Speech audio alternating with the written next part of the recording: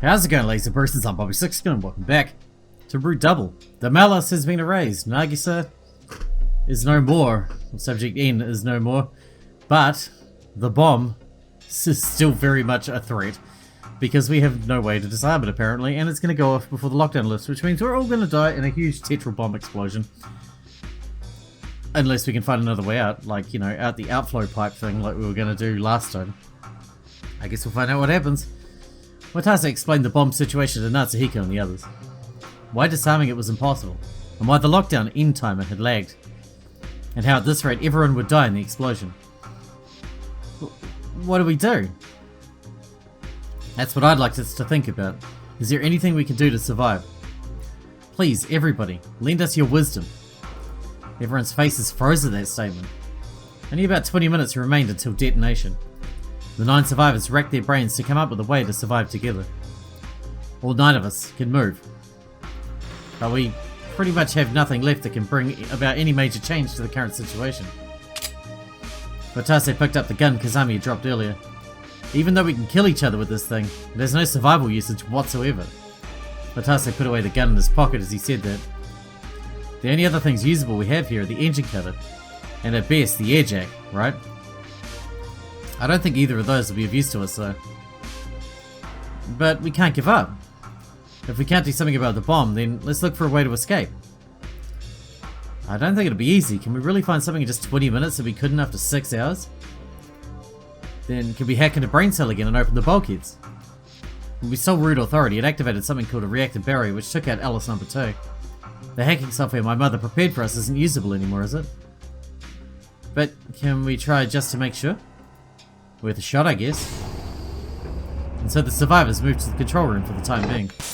Could we use Alice number 1? There they connected Alice number 2 to Brain Cell. But of course, Brain Cell showed no reaction whatsoever. So it really was a one-time chance. Once Natsuhiko said that, Sally murmured softly. Alice.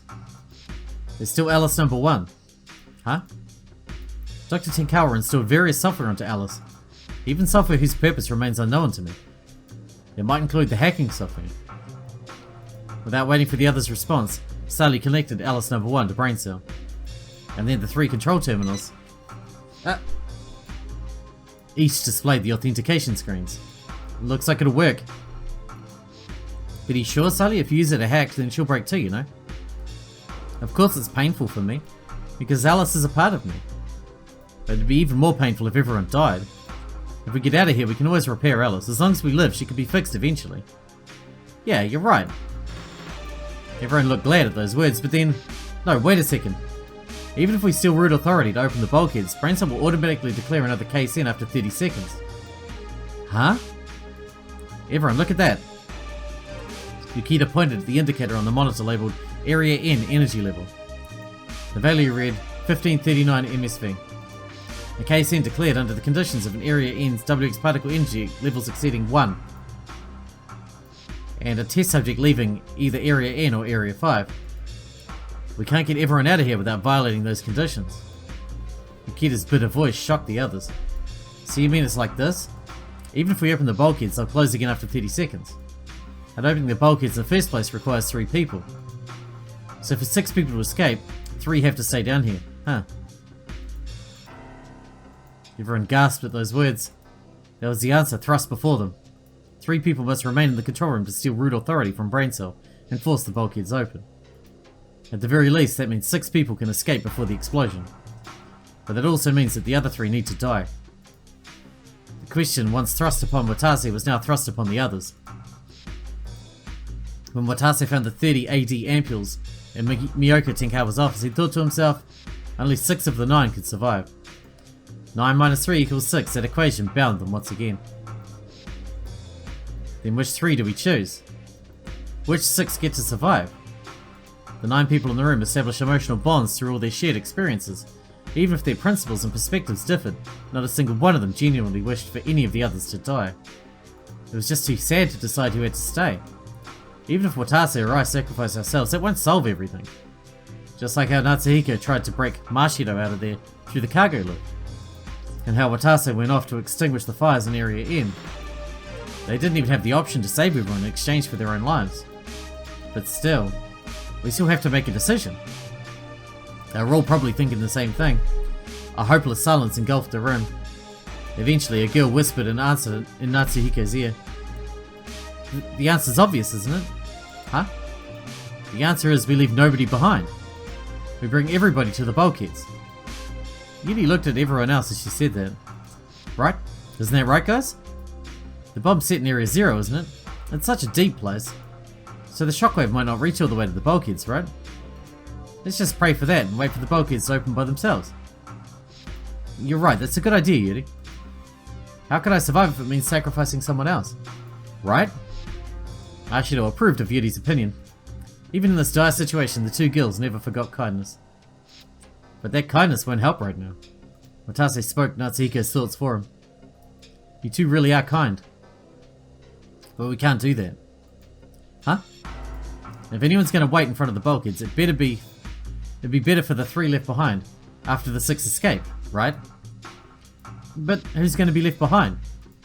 That's what we need to decide. At the very least, I'm staying. Kazami and Jun's eyes widened at those words. Captain? You can't be serious. Oh, come on, it should be an obvious choice, right? After all, I'm the one who set the bomb up in the first place. I think Ukita should probably stay too.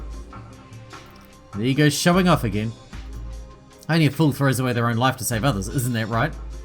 Exactly, and I'm an utter fool for resorting to terrorism. So I want to be the one to clean up after my own mess. So we only need 2 others, 2 people to stay underground with me. 2 others? Jun murmured at that and then fell silent. And after a brief pause, she spoke up resolutely. Just 2 more, huh? Okay, I got it. Jun looked at Kazami with clouded eyes. Let's stay behind, sis. Us 3 members of Sirius will stay.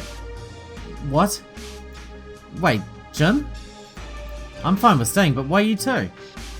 Because if you and the captain stay behind, it's still not enough people. It's our job to save lives. And if doing so requires sacrifices no matter what, then we have no choice, do we? It might be true, but still. Kazami reluctantly accepted that viewpoint. That's our first option. Option, the rescue squad. Watase, Kazami and Jun will stay. But then Ukita cut in. Yes, Ukita should definitely be one to stay. Wait, if someone has to stay, then it shall be me. It should be Ukita, Watase, and Kazami, probably. I don't think Jun should have to stay though. She's young. Like, very young. You, Mr. Ukita? Captain Kasasagi and I are the ones at fault. If Captain Kasasagi is going to stay, then it only makes sense for me to stay as well. You can't, Mr. Ukita. I can't accept that regardless of the circumstance, you're still a survivor under our custody. No, the old man's right. Me, the old man, and 1 other person will stay behind. Watase, Ukita, and 1 other person. As soon as Natsuhiko heard those words, he spoke without thinking. Then I should stay too. Huh? Yuri and the others gasped at Natsuhiko's suggestion. Why you, Natsuhiko? If the ones at fault are staying, then I'll stay. I'm responsible for this too. The end of the lockdown got delayed because of my PC. And thus, out of his own volition, Natsuhiko came up with the second option. Option, the ones at fault, Natsuhiko, Watase, and Ukita would stay. It's not Natsuhiko's fault, he was unconscious, he didn't even know he was using BC at the time. Can hardly blame him for that. Of course, I don't want to choose that option myself, and Yuri and the others don't seem to agree with it either, but just as Natsuhiko had predicted, Mashido and the others spoke up in opposition. Natsuhiko, what are you talking about? There's no reason for you to stay behind. I agree. If that's enough to make you at fault here, then every single one of us is at fault. That's right, Hikaden, there's no need for you to stay behind. But in that case, who should stay there? The question silenced Yuri for a moment, but eventually she answered resolutely. I knew Yuri would definitely volunteer herself. You're right, if Captain Kasasagi, Mr. Ukita, and 1 other person have to stay, then I guess I have to. No, Yuri, that doesn't make sense either. I know it doesn't. Then what are we supposed to do otherwise, Marshidon? Even if Captain Kasasagi or Mr. Ukita stay behind, 1 other person has to do so as well, right? No, please don't say that, Yuri. Why do you always have to be the one to suffer? Are you telling me to live with guilt again? How long will this have to continue? If you say you're going to stay, Yuri, then it's better than I stay instead. No fighting, I thought you were best friends. But Sally, I can't just let Yuri die. Then you're saying you'll stay instead, Marshido? I don't want you to die either. Will you stay regardless? But then again, I can't say I'll stay behind instead of you two either. I don't want to die. I met everyone and found life fun for the very first time. I felt that at last my real life had only just begun. So I want to live more. Sally. Everyone grew silent as Sally squeezed out her honest feelings from the bottom of her heart. I'm sorry. I can't be strong like you guys. That's normal, there's nothing for you to apologize about. Ina cut into the conversation. She's right, Miss Sanamia. I forgot about Ina. It's wrong for children to die for the mistakes of adults. I agree. That said, to be honest, I don't want to die either. Huh? I can't just die here in a place like this. That thought was what helped me survive up until this point. I don't think I've had enough, nor do I think I want to die for others. It's human nature not to think those things, it's animal instinct. As Ina said that, her noble facial features warped tearfully. But you know, I am a teacher, aren't I? If the alternative is to sacrifice my own students, then I'd rather stay behind myself. Natsuhiko was shocked to hear those unexpected words. Professor Tsubakiyama? What are you saying, Ina? That makes you the same as Yuri and the others. No, I'm not. I just think that adults who sacrifice children for their own survival are no adults at all. Huh? It's adults like that who made this messed up world. So I just want you kids to know that there are proper adults out there. There are adults out there who risk their own lives to save children they don't know, even if it's not to atone, even if it's not their duty. If I set that sort of example for you kids, then you won't end up cursing the society, will you? I'm sure the next generation will bring about a more proper society. Those words were most likely a thought that Ina had shut away in the innermost depths of her heart, oozing out just now. She seriously wanted to live, but on the other hand, she wanted to save the children. She wanted to tie up. She was tied up by her own self-preservation instincts and the logic to save others. I just don't know anymore. What do we do? Once he heard Sally say that, Natsuhiko pondered. I don't want to let anyone else die, but Yuri and the others probably won't accept me staying behind. Damn it, is there no other option? The moment that thought crossed his mind, Kazami suddenly spoke up. Wait, I've realized there's just one more option. Huh? I awoke to sense sympathy earlier. That means 3 of us out of the 9 here are sense sympathy users. And even if sense sympathy users escaped, we'd be targeted for confinement, wouldn't we? What are you trying to say, Miss Tachibana? So in that case, Tinkawa, Miss Yuri, if we're just going to be confined anyway, why don't we be the ones to stay behind? What? It does make a certain amount of sense. Natsuhiko was driven speechless. For the time being, they had their third option. The sense sympathy users would stay. However... Are you being serious, Miss Tachibana? Did you hear anything I just said? You're free to stay behind and sacrifice yourself if you want, but I'm telling you to leave the children out of it. Kazami didn't answer. Natsuhiko couldn't understand why she would ever say such a thing. Whoa, Kazami, don't say that. It's a done deal that I'm staying behind. Don't think any other option that precludes that. She's not wrong, though. As soon as we escape, they're going to catch the sense sympathy users and stuff them back in there. Watase's word ended the discussion, which left 3 options in all. 1. The rescue workers, Watase, Kazami and Jun would stay. 2. The ones at fault, Natsuhiko, Watase, Ukita would stay. 3. The sense sympathy users, Natsuhiko, Yuri, Kazami would stay. Time for a save. I think we can save here on choice. I think. Jeez, I hope I don't overwrite anything important.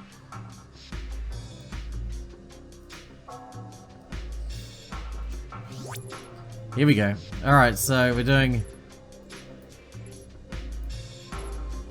one at a time. What is it? Watase, Kazami, and Jun.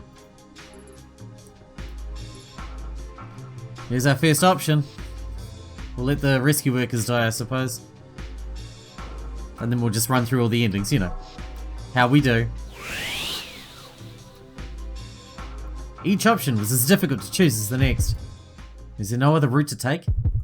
Does somebody have to die? It was almost time to make the decision. The time to decide who was cast away was imminent.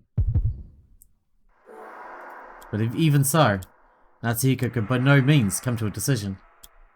It's no good. I can't choose. He'd been thinking he'd stay behind himself, but when it came down to it, even that choice was difficult to make. That said, he couldn't bring himself to sacrifice anyone else either.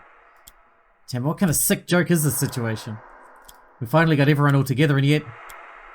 Time ticked down, second by second.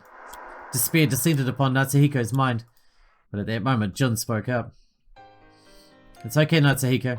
There's no need to worry about yourself about it. Huh? Natsuhiko looked up to see Jun smiling at him. Guess it's really times like these where us rescue workers gotta shine. Ain't that right, Captain? Sis? Hold on a second, Watanabe.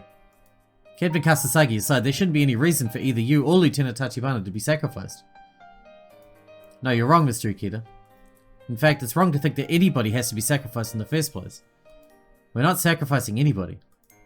I mean, we've gone through harsh training each day to prevent that. It might be impossible for other people, but I'm sure the three of us can find a way out of here. So us members of Sirius will stay behind. There was not a shred of doubt in Jun's eyes as she made her declaration. And as if her sentiment had propagated to them, Watase and Kazami smiled. You're right. Yes, that certainly is true. That seems like a safer wager than my proposal. But they've been searching for a way to escape Labo all this time. However, they hadn't found anything in the end. And yet, they say they can find a way to escape now? It's just not possible. And as that thought crossed his mind, Jun bonked Natsuhiko on the head. Come on, look, there's no need to worry. And besides, you got some girls you gotta protect, don't you? When he heard that, Natsuhiko turned around in shock. Yuri, Mashido, and Salyu were looking back at him. True, I do want to protect everyone, but... Come on, don't make that face. Though, when you got 3 girlfriends, I can kinda see why you'd be a little fickle. Jun's cheerfulness was a demonstration of her gentleness, her strength, and her resolve. Natsuhiko couldn't help but cry when he realized that. Jun... But he held back his tears. Don't cry. There's no need to cry. This was not a final farewell. The rescue workers were simply staying behind in Labo for the time being to ensure everyone's escape. So Natsuhiko looked at the 3 of them and spoke resolutely. Jun, Miss Tachibana, Watase, I believe in you. Yeah, that's all we ask for. Kazami forced herself to speak cheerfully too. Sheesh, you sure have been singing your own praises, haven't you?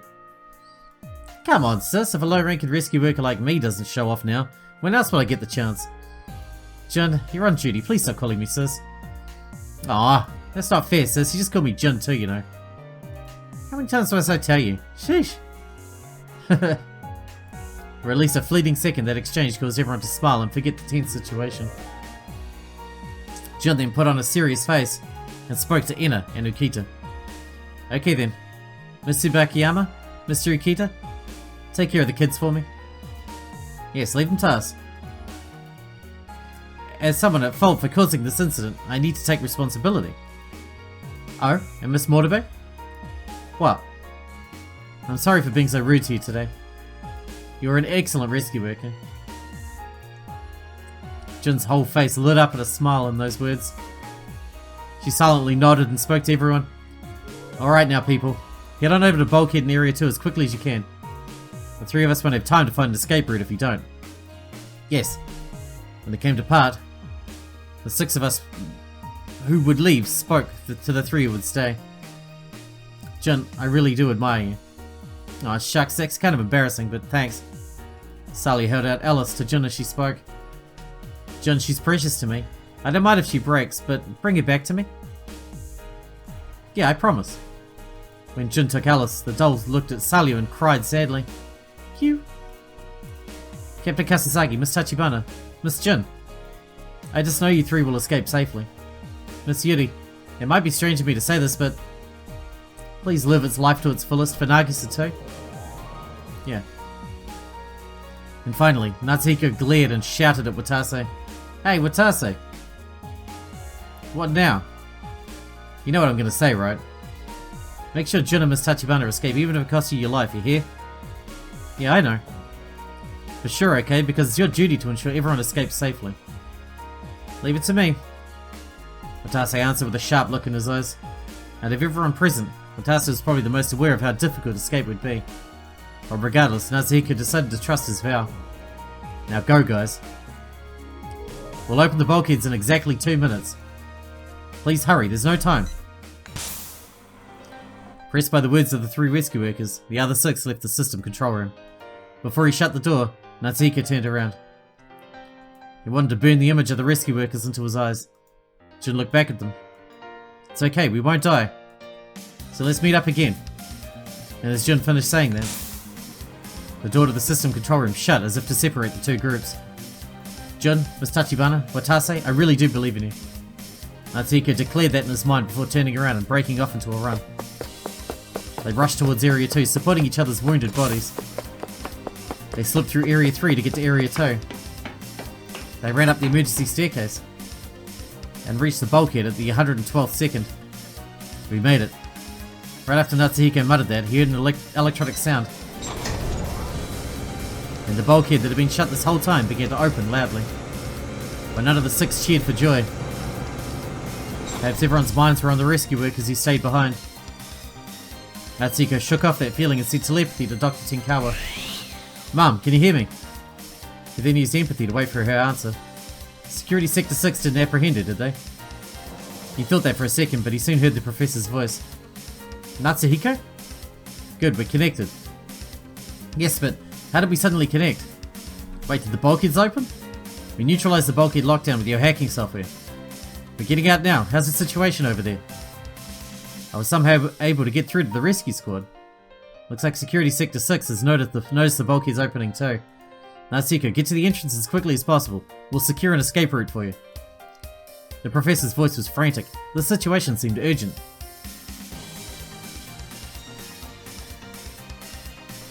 Let's go, guys. Run for the entrance.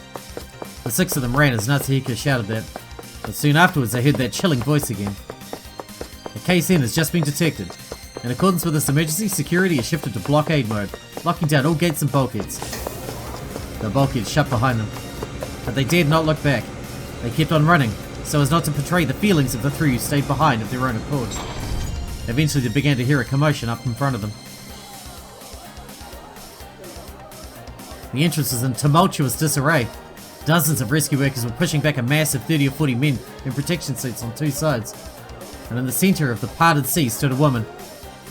Mum! Professor! Natsuko, Yuri, Yui, and Mashido too. You got so far despite how tattered you all are. You did so well. The professor abruptly stopped. But she held back her tears and spoke up again. Now go. Get through to the front entrance. But the moment she said that, Natsuhiko hesitated. Wait, Mum! There are still 3 people left down there, and there's a powerful bomb set up that's about to explode. Huh? Is there nothing we can do to save those 3? At this point, that would be... She thought for a second, then spoke up resolutely. No. Anyway, you 6 need to escape. Even more so if there's a bomb. No way, but then... Let's just go, Mr. Tinkawa. We need to believe in Captain Kasasagi and his squad. Besides, if you don't escape, then all their efforts would have been for nothing, so run. Just run. Natsuko was forced to comply. He withstood the pain of his injuries and ran with all his might. Wait! Don't let them get away, after them! At that moment, the Security Sector 6 crowd surged and kicked away the rescue workers. But at the same time, the rescue copter came into view on the other side of the entrance. Board that helicopter, hurry! With that voice at their backs, the 6 survivors boarded the helicopter. They began its descent immediately afterwards. The one who showed them to the helicopter was a big man. I'm Serious Commander, Murakami. I've heard the details from Dr. Tinkawa. You can all relax now. Thank you. No need for the thanks. More importantly, where are Kasasagi and the others? Yuri jumped at that question and pleaded with the commander. Commander Murakami, please, you need to do something to save them. What? Yuri explained to the commander what had happened in Labo. How the 3 rescue workers stayed behind to save them. How an undefusable bomb was said to explode before the lockdown end time. And finally, how there was little hope for their escape. So please, there has to be a way to make an escape route for them externally. I'm sorry, but I can't consent to that. Doing so would mean endangering the lives of the rescue workers as well. I can't send an order like that to the units under my own jurisdiction. No. Then is there nothing we can do for Watase and the others? We can. Believe in them. Naturally, I too believe that Kasasagi and the others will return alive. After those words were spoken, an ominous silence fell upon them. In a muttered, bitter opposition of that silence. He's right. Let's believe in them, Miss Yuri. Let's believe that they'll escape from Labo. Everyone else started speaking up in reply. I believe too. Me too. Me too, we made a promise after all. Jin said she'd come back with Alice. It was everyone's prayer. All they could do was pray in that hopeless situation. And that's why Natsuhiko prayed with all his heart as well. Yeah, I believe that too. I believe we'll see those three again, alive for sure. The commander heard the rescue copter circle above Labo. That was the least he could do as he prayed for his subordinate's safety. Seconds ticked away as they approached the time of detonation. Natsuhiko held a finger to his temple as he sent a full power telepathy. 3 minutes remaining. Please, Watase, if you hear me, please answer. 1 minute remaining. Watase, can you hear me? Have you escaped yet? 30 seconds remaining. Dumbass! The hell are you dragging your feet for? 10 seconds remaining. Hey, hurry up and answer my telepathy. 5, 4, 3, 2, 1. Watase, please just answer me. Natsuhiko wished for an answer, and at the very next moment...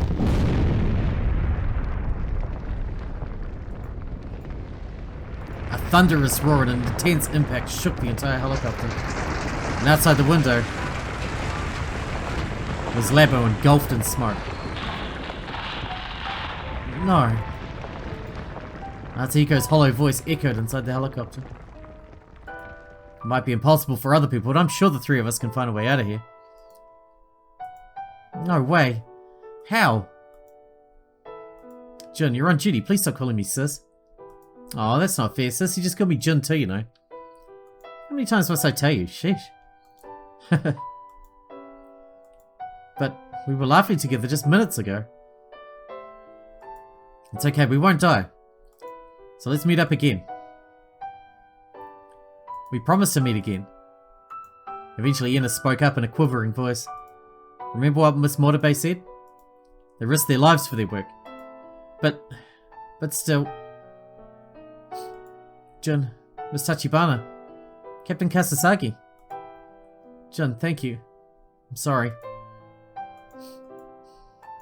But you said you'd bring Alice back. As he heard everyone sob, Natsuhiko gritted his teeth and as a way to cope with his pent-up rage.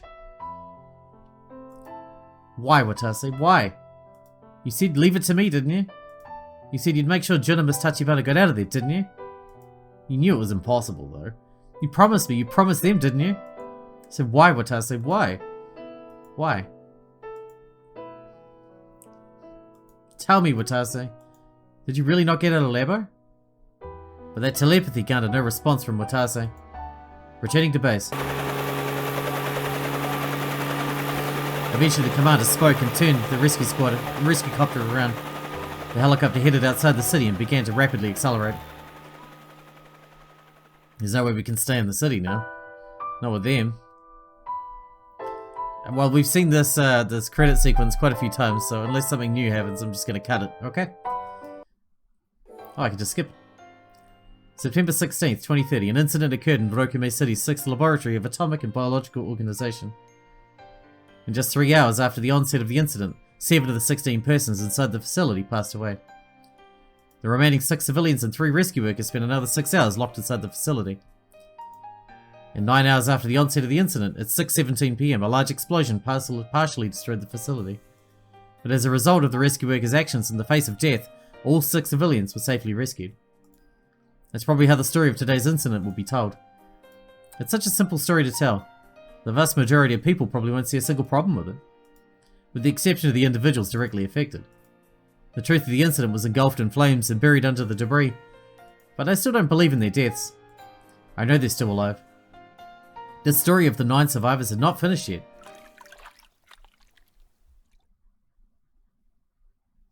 Game over. I guess that's a bad end then. Well, that's our ending for this one. We're going to wrap this one up here, and in the next one, we're going to jump back in and do a bunch of endings. We've probably got time to do quite a few in a single episode. We shall see. Normal ending 1, Guidance of Sirius, the result of 3 rescue workers remaining in Labo. You may be able to avert this fate by making a decision that ties another possibility at the SSS input just before this ending.